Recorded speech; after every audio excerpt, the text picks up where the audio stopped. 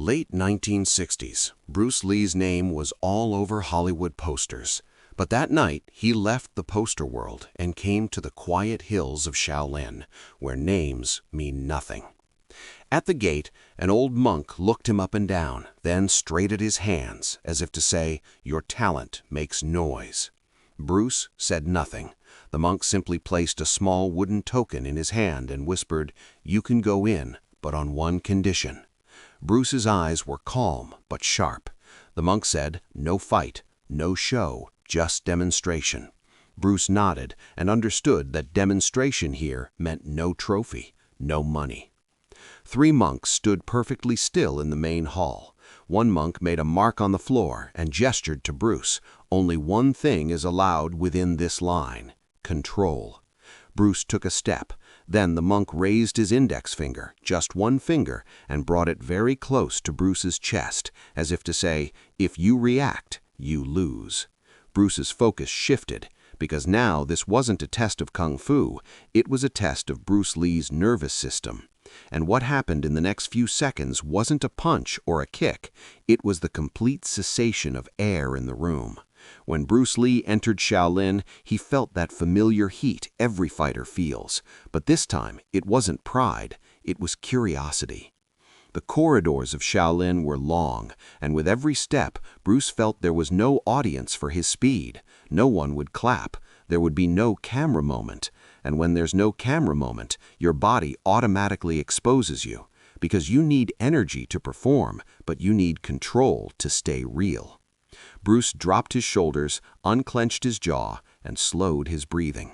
The first lesson of Shaolin is this: settle down from within. Otherwise, you will be settled down from outside. As we reached the main hall, the atmosphere changed. Wooden floor, the faint smell of incense, and 3 monks who were completely still, neither hostile nor friendly. Stillness itself was the message. Bruce was placed in the center. He noticed there was no sparring gear, no gloves, no headgear, no ropes. There was no ring. There was space. The monk looked at Bruce's hands and made a small gesture, hands down. Bruce kept his hands down. This went against normal fight logic, but here the logic wasn't one of fighting. Here the logic was one of reaction. Hands up is sometimes a "I'm ready to win" signal. Hands down is a "I'm ready to listen" signal. Then the monk drew a line on the floor, a chalk or wooden marker, and signaled to Bruce, "Cross the line." Bruce took a step. As soon as he crossed the line, the monk raised his index finger and brought it close to Bruce's sternum, within touching distance. This wasn't an insult, it was a test. A finger's message is simple: I can touch you, without power. And nothing is more dangerous to a fighter than that, because a fighter's ego is built on power. A micro spark ran through Bruce, automatic, but Bruce dissolved the spark with his breath. Long exhale, calm inhale. The monk brought his finger closer. Bruce still. Now the first test began, the no reaction drill. Monk touched a finger to Bruce's chest, light. Bruce didn't blink. Monk touched a finger to Bruce's shoulder line, light. Bruce didn't shrug. Monk brought a finger to the side of Bruce's throat, close but safe, to trigger the nervous system. Bruce didn't pull his throat back. He stayed grounded. This is the moment where normal fighters feel disrespect. Bruce didn't make a story out of disrespect. Bruce made it data. My body wants to panic. I won't allow it to panic.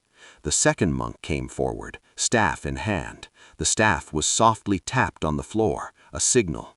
The purpose of the staff is not to hit, but to control the line. The monk held the staff horizontal, like a barrier, a gesture to Bruce, cross. When the staff is horizontal, your mind chooses the jump. Bruce didn't choose the jump, he chose the angle. Tiny pivot, shoulders loose, hips free. The staff rotated. Bruce rotated with it, but not chasing, sliding. The monk sped up the staff, still controlled. Bruce didn't match the speed, Bruce matched the timing. When the staff tipped, Bruce offline. When the staff retracted, Bruce micro-stepped forward. It looked like a dance, but the dance was lethal in principle. One wrong step, and you get clipped. The silence in the hall thickened. Shaolin's monks sensed the first defense. This guy didn't come to fight, he came to understand. Now the third monk came forward, empty hands. Empty hands meant timing trap. Monk attempted a fast touch towards Bruce's wrist line. Bruce didn't pull his wrist, he rotated it. Monk made a second touch, different angle. Bruce rolled his shoulder line. Touch missed. Monk made a third touch, close. Bruce rewrote the distance with a tiny step. This wasn't a fight, this was a don't get caught exercise. Then came the moment when the monks increased the pressure. Two monks moved together, one with staff line, one with empty hand entry. Bruce's nervous system naturally overloaded. Bruce controlled the overload by simplifying. Breath plus angle. Breath long, angle small. Staff line came, Bruce offline. Empty hand entry came, Bruce created a forearm frame, a soft frame, not a hit, a redirect. The redirect released the monk's forward pressure. The staff tip passed Bruce's side. No one in the hall said anything, but their eyes shouted. He didn't flinch. The pattern of the hall changed after the older monk's subtle gesture. In the first phase, they had triggered Bruce, touches, staff, entries, to elicit a reaction. Now, in the second phase, they were about to tempt Bruce, to elicit an ego. And this is the true test of Shaolin. You don't react to being hurt, fine, but when you get the chance to dominate, can you restrain yourself or not? The three monks adjusted their formation. Now a triangle was formed, one in front, two to the side. No crowd, no noise, just the soft echo of footsteps. Bruce instantly sensed this formation was more psychological than physical. The triangle meant compressing your space, making you feel cornered and then asserting your impatience. Bruce kept his breath long, shoulders loose, and eyes wide. Wide eyes meant that you didn't just see the person in front, you also felt sideways movement. The front monk took a slow step, then stopped. The side monks took micro steps, then stopped. This was a slow motion trap. The goal of a slow trap is to unleash your own speed so that you become exposed. Bruce's instinct was to naturally intercept, but Bruce held the intercept. He waited. Waiting is uncomfortable for fast fighters because waiting feels like weakness. In Shaolin, waiting is not a weakness, it is a weapon. The front monk gave an obvious opening, chest line open, hands low. It was an invitation, hit. Bruce saw the opening and his nervous system sparked. Now I can prove it. But Bruce didn't prove it.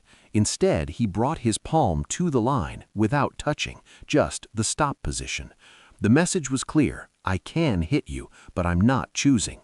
The tension in the hall increased, because the stop position could also have been perceived as disrespectful, as if you were saying, I can stop you here. This is acceptable for monks when your ego is absent. Bruce didn't even smile. He stayed neutral. The side monk softly tapped the staff on the floor and moved the staff line like a sweep at Bruce's knee height, not full power, but fast enough to clip. Bruce didn't jump. Jumping is dramatic, and dramatic things feed the ego.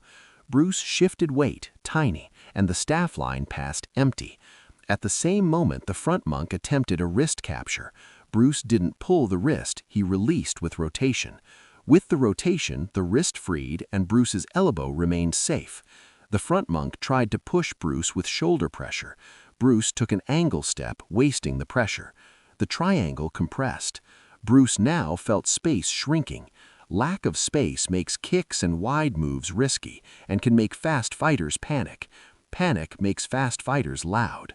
Bruce didn't get loud. He anchored his breathing, every inhale calm, every exhale long. The advantage of an anchor is that you can see your options. Options become visible only when your mind isn't narrowed in panic. The front monk now used the humiliation test. He stepped in close and lightly touched Bruce's shoulder, almost casually, as if to say, "You're here in my space." The goal of the shoulder touch wasn't pain, it was ego. A micro-flash went through Bruce. If he had been a teen Bruce, rooftop energy would have been activated. Adult Bruce noticed the flash and let go.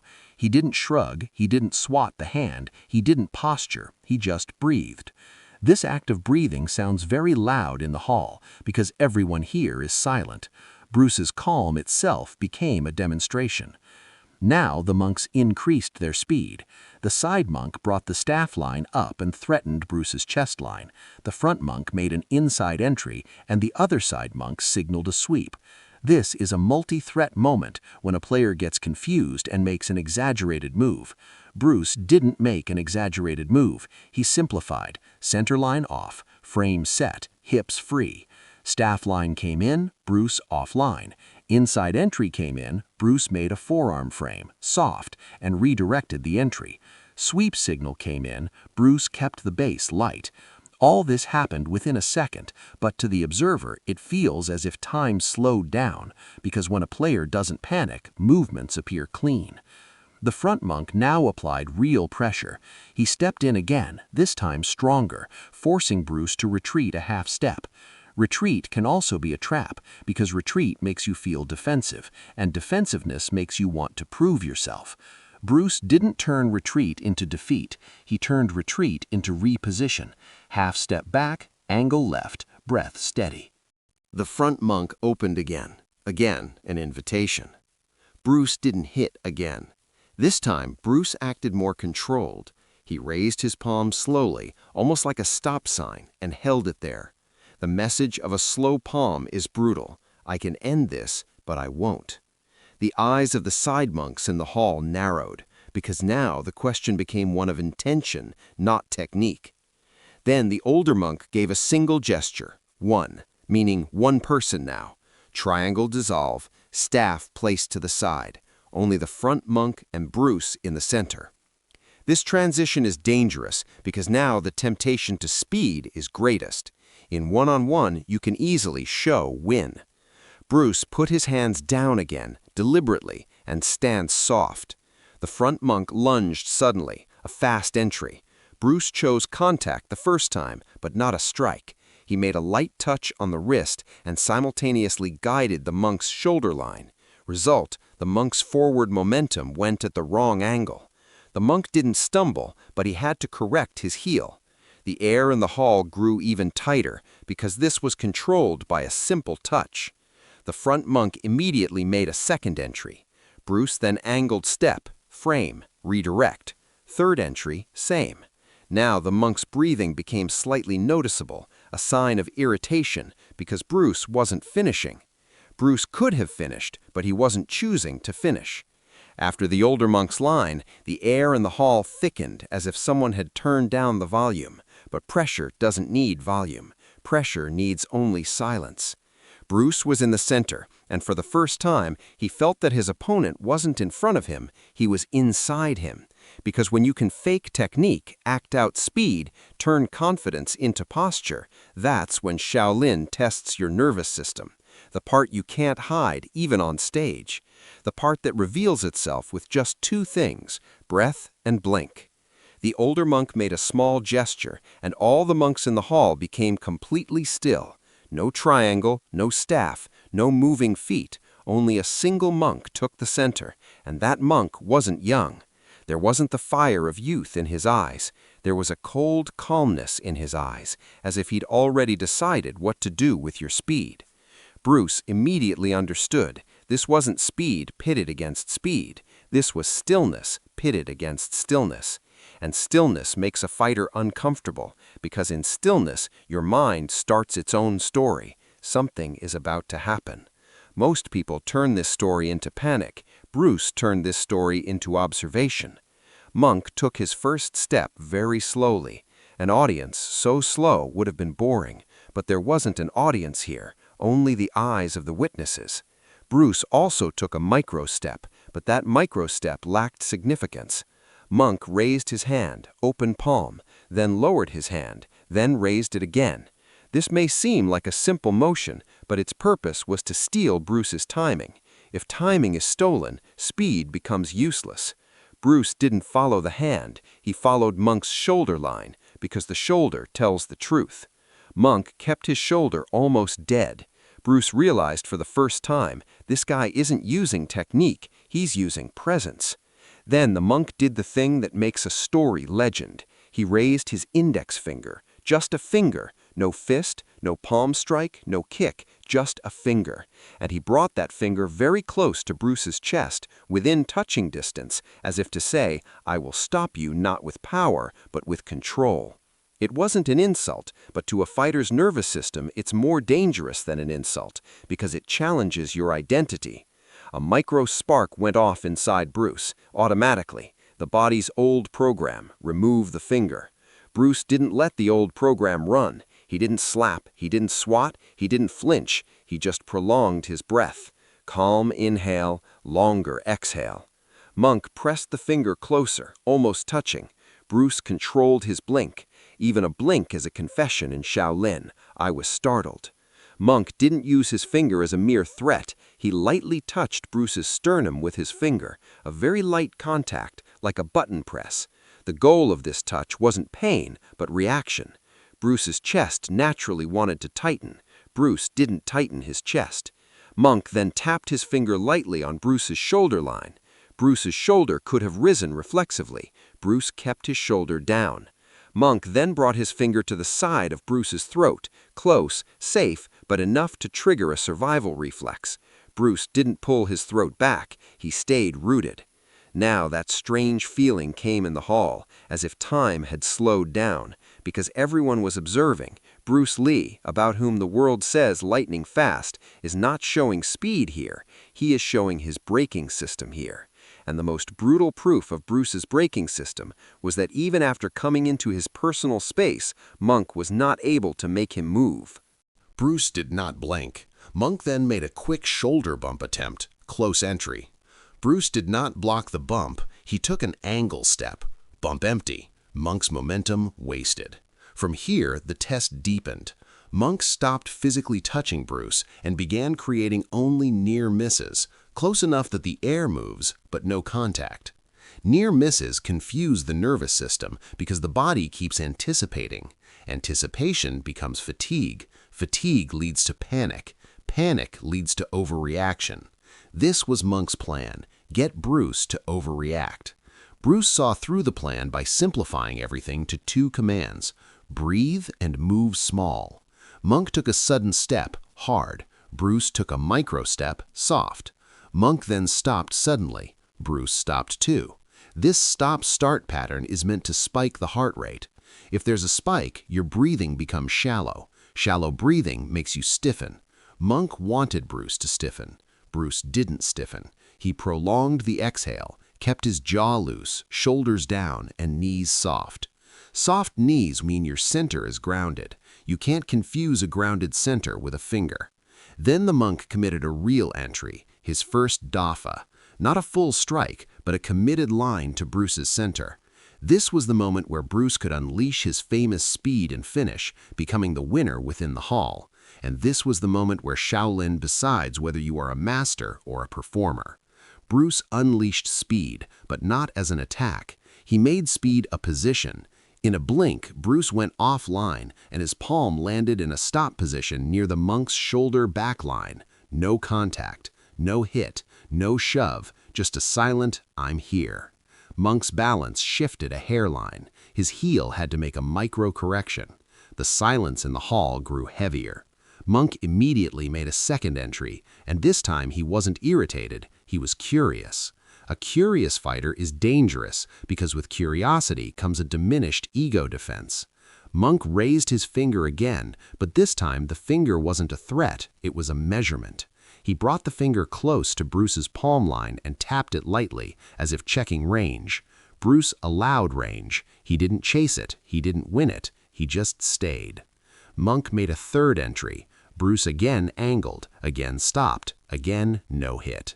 Now for the first time, a micro pause came on the monk's face, as if he had understood that this guy had come not to beat, not to break, but to understand. The older monk didn't intervene. He was watching Bruce's most dangerous moment. When you get the chance to end again and again, do you end or not? Bruce wasn't ending, but this wasn't weakness. This was discipline. Discipline in Shaolin meant you can control, but you choose to show control, not damage. The climax of Section 3 comes in the very last 20 seconds. Monk finally made a full commitment movement, fast enough to force a real response. Bruce responded, but the response wasn't a strike. He made clean, light contact on Monk's wrist/forearm line, and at the same moment guided Monk's shoulder line. Monk's forward line collapsed, without violence. Monk stepped back. The hall dead silent. Older Monk made just a small sound. Stop. Monk lowered his hands. Bruce lowered his hands too. No pose, no smile, no victory. The older Monk stepped forward and stood very close to Bruce, like the last layer of the final test. He looked at Bruce, then at Bruce's chest, then at Bruce's eyes, and then dropped a line that opened the door to the final section. Control is easy in silence. Now show control after respect is offered. Bruce understood. Now the test is not of the fight, but of the aftermath. Now they will see whether Bruce's humility is real or a performance, because the real danger sometimes comes after the fight, when the ego receives praise. The silence that fell in the hall after the older Monk's last line was no longer test silence. It became decision silence. Decision silence means now you will be judged not by your punches, but by your posture. Fights end, but ego sometimes begins after the fight, when you gain respect. This is the real trap of Shaolin. Respect makes you high, and the high person shows off. Bruce Lee knew the taste of respect. Hollywood, fame, fans. But here, respect was different. Here, respect was not loud. Here, respect was a quiet acceptance, and even within acceptance, a warning was hidden. The older Monk made a small gesture, and the young Monk brought a cup of tea and placed it in front of Bruce. The cup's handle pointed towards Bruce. This small detail was a big message. Now you are a guest. Bruce lifted the cup with both hands. Lifting with a single hand would have been casual. Lifting with both hands would have been respectful. Bruce took a sip and kept his breath even with the sip, as if he were still in the test. Because real masters know the test doesn't end with the bell. The test ends with your behavior. The old Monk used very few words, but each word was heavy. "You came fast," he said, "but you stayed empty." Empty doesn't mean weak. Empty means ego-free. Bruce nodded slightly. The old Monk continued, "Most men want to win. Winning is loud. Control is quiet." This line hit Bruce directly, because throughout Bruce's life, speed and dominance had been celebrated. On the rooftops, speed was a tool for survival. In Hollywood, speed was a tool for entertainment. In Shaolin, speed was just temptation, and denying temptation was mastery. Then the older Monk revealed the rule that made the story go viral. He said, "If you touch first, you pay first." This line may seem normal, but the meaning is brutal. Touch first means ego first. Pay first means your balance, your breath, your clarity, everything goes away from you first. Bruce understood. This is not a game of strikes, but a game of intentions. That's why the Monk used his finger, so that Bruce's intention is exposed. Fingers don't hurt you, but you can definitely react. Bruce didn't react. That's why the story became a whisper, because here the hero moment was not of strikes, the hero moment was of no reaction. The young monks stood off to the side. Their eyes weren't as sharp as before. They were now curious, as if they were seeing Bruce as a student, not an outsider. Bruce didn't feed his curiosity into his ego. He lowered his gaze, palms relaxed, jaw loose. The older monk observed, and this observation is the final pass-fail. In Kun's Shaolin, your humility is more important than your skill. Skill makes you dangerous. Humility makes you safe. A safe master is the real master. Then the older monk uttered a final line that would haunt Bruce throughout his life. Technique ends. Temper remains.